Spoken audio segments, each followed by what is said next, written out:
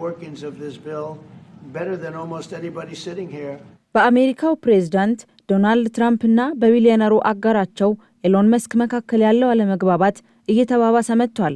ባሳለፍነው ሳምንት በትራምፕ በጸደቀው ታክስና የውጪ ሂሳብ አዋጅ ምክንያት መስክ ትችት መሰንዘሩን ተከትሎ ፕሬዝዳንቱም አጸፋዊ ምላሽ ሰጥተዋል። ማክሰኞ ዕለት ውጥረቱ መባባስ የጀመረ ሲሆን መስክ የሪፐብሊካን መሪዎችን በሚያስገርም ሁኔታ የትራምፕን እቅድ አሳፋሪ ሲል ጠርቶታል። ይህንን ተከትሎ ትራምፕና ሌሎች ታዋቂ ሰዎች በርካታ ሐሳብ ሲሰጡ ቆይተዋል። የዶናልድ ትራምፕ መንግስት ከመስክ ኩባንያዎች ጋር ያለውን ውል በተለይም ለስፔስ ኤክስ ዋነኛ የሆነውን ንግድ ስምምነት ሊያቋርጡ እንደሚችሉ አስፈራርተዋል። በበጀታችን በቢሊዮን የሚቆጠር ዶላር ገንዘብ ለመቆጠብ ቀላሉ መንገድ ለኤሎን የምንሰጠውን ድጎማና ውሎችን ማቋረጥ ነው ሲሉ በትስስር ገጻቸው ላይ ማስፍረዋል። ትራምፕ በዋይት ሃውስ ላይ የመስክን የኤሌክትሪክ ተሽከርካሪዎች ካሳዩ በኋላ በመጋቢት ወር ከቴስላ የገዙትን ቀይ መኪና ሊሸጡ ይችላሉ ሲሉ የዋይት ሃውስ ባለስልጣናት ተናግረዋል።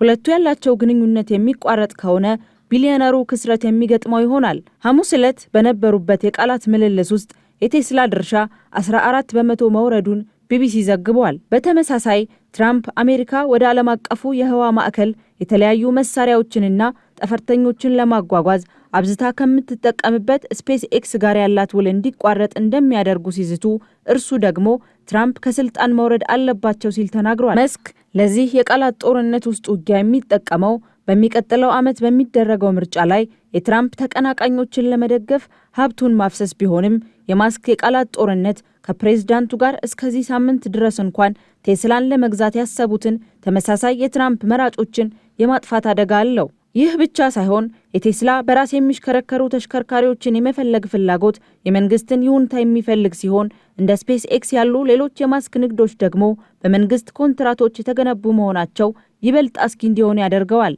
ስፔስ ኤክስ ገቢው ከፍተኛ ድርሻ በመንግስት ኮንትራቶች ላይ ተመሰረተ ሲሆን የቴስላ፣ የስፔስ ኤክስ እና የማስክ ሌሎች ኩባንያዎች የማህበራዊ ሚዲያ መተግበሪያ ኤክስ፣ አርቲፊሻል ኢንተለጀንስ ኩባንያና የአእምሮ ኮምፒውተር በይነገጽ ኩባንያ ኒውራሊንክ ሁሉም ከፌዴራል መንግስት ህግ ይጠብቃቸዋል። እንዲሁም ሌሎች አውቶሞቢሎች ዋጋ እንዲጨምሩ የሚያስችለውን $75,000 የግብር ክሬዲት ለኤሌክትሪክ ተሽከርካሪ ገዢዎች ጨምሮ ፋይናንሱን በቀጥታ የሚነኩ ብዙ የፌዴራል ፖሊሲዎች መኖራቸውን፣ ይህም ለቴስላ ባለፈው ዓመት ብቻ በቢሊዮን የሚቆጠር ዋጋ ያለው ሳይሆን እንዳልቀረም ተዘግቧል።